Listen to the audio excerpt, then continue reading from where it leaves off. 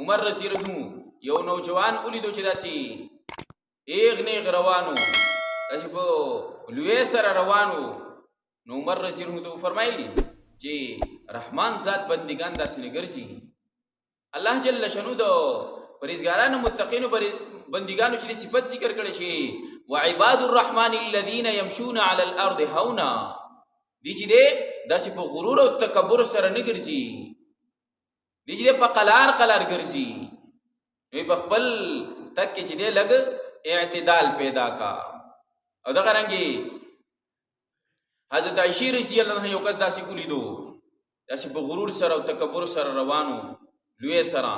نو عائشہ رضی الله عنها تاسو وکړو، وای دا پلان کې دا څوک دی چې داسې په غرور تکبر سره روان دی؟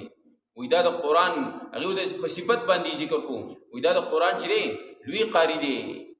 نو عائشہ رضی الله عنها ته فرمایل ما خو د دین لوی قاری حضرت عمر رضی الله عنه لیدلو، خو داغه په چال کې خدا سي انداز نه و، داسې تګ نه و، اج د غرور او تکبر سره نه تلو.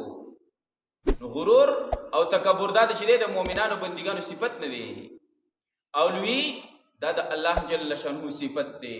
او حدیث مبارک کی راځي، حدیث قدسی دی، نبی علیہ السلام فرمایي چې الله جل شانه فرمایي چې لوی دا زما صادر دی، دا چې زمانه څوک راګي زما سره جنگ اعلان دی. نو لوی دا د الله جل شانه سره لایق ده، ځکه لوی ذات دی، د عیب او د نقایص نه پاک دی. نو دا الله جل شانه سره لوی چې د هغه خای او لایق ده.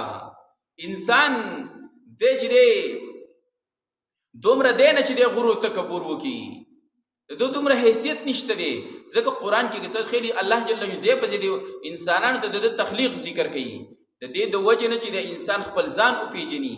لکه داسې څوک دنیا کې هم داسې کیږي، لکه یو کس دی هغه معاشرتي لحاظ سره خبر برابر دی، مال اسباب متاع ورسره دي، او یو کمزور کس سره بحث مباحثه کوي یا په ذل تنګول کوي، هغه درکه په قلا کې خپل حیثیت او پیژنا، د خپل حیثیت مطابق کار کوه، خپل ځان او پیژنا.